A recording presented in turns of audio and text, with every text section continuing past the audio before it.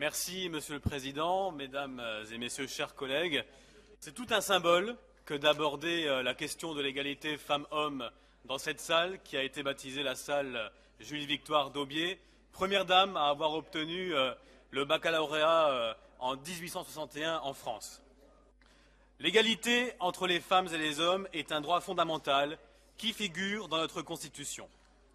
Mais il s'agit avant tout d'un principe essentiel à la bonne santé et à la prospérité de notre système démocratique, des valeurs républicaines. L'absence d'égalité entre les femmes et les hommes constitue une faille dans notre société.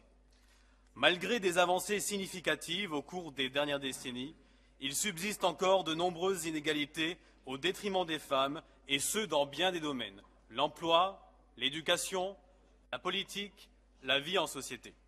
Quelques chiffres me permettront d'illustrer ce constat. 19%, c'est l'écart qui existe entre les salaires des femmes et des hommes à compétences égales, à fonctions égales. Seulement 13% des femmes sont membres des exécutifs des sociétés cotées en bourse. 37%, c'est aussi le pourcentage des femmes inscrites dans les fédérations sportives. Et enfin, seulement 29% des filles sont inscrites dans les filières scientifiques et les écoles d'ingénieurs. Ces inégalités trouvent leur origine dans les stéréotypes encore largement véhiculés dans la famille, les médias, le monde du travail. Autant de domaines dans lesquels nous devons agir. J'ai l'honneur aujourd'hui de présenter devant cette Assemblée le rapport sur la situation en matière d'égalité qui est prévu par la loi du 4 août 2014 pour l'égalité réelle entre les femmes et les hommes et qui vise à encourager l'implication des collectivités locales en la matière. Cependant, notre région n'entend pas se limiter à ces dispositions légales. C'est pourquoi nous nous engageons résolument à favoriser les actions volontaristes. Ceci passe tout d'abord par l'adoption de la Charte européenne pour l'égalité entre les femmes et les hommes dans la vie locale. Cette charte, initiée par le Comité des communes et des régions d'Europe, rappelle le cadre juridique et politique de l'égalité. Elle comprend 8 champs qui couvrent tous les domaines de compétences des collectivités locales, de leur rôle d'employeur à celui d'organisateur de services. Notre région mettra en œuvre des actions concrètes dans ce domaine en s'appuyant sur un diagnostic des inégalités femmes-hommes sur notre territoire, ainsi que la production d'un plan d'action pour corriger celles-ci. La signature de cette charte ne constitue en aucun cas le point final de notre engagement. En effet, de nombreuses actions couvrant différents domaines sont d'ores et déjà prévues pour 2017 et j'en cite quelques exemples. La réflexion sur l'égalité femmes-hommes sera intégrée dans nos politiques contractuelles et les schémas régionaux.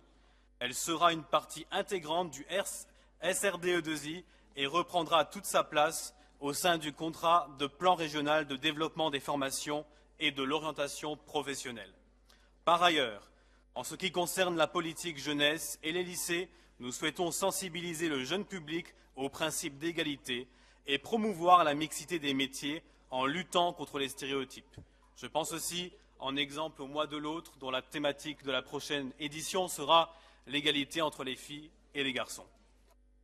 Nous souhaitons également encourager l'entrepreneuriat pour tous, en soutenant par exemple l'émergence d'un réseau d'entreprises investi sur la question de l'égalité.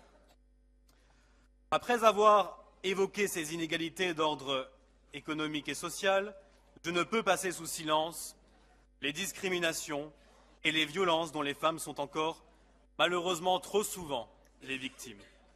Regards, attouchements, violences physiques, oui, les inégalités subsistent aussi dans l'espace public.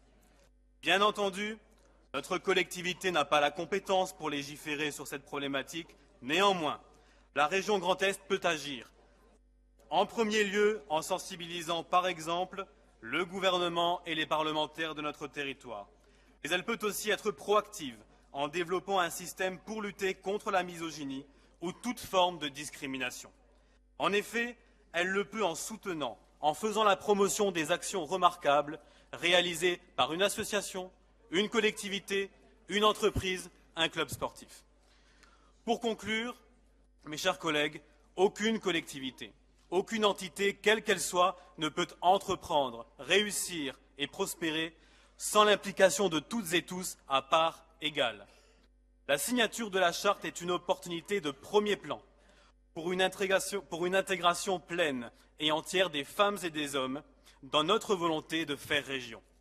Elle constitue un marqueur fort d'appropriation et de promotion des valeurs de notre République, liberté, égalité, fraternité. Je vous remercie. Merci.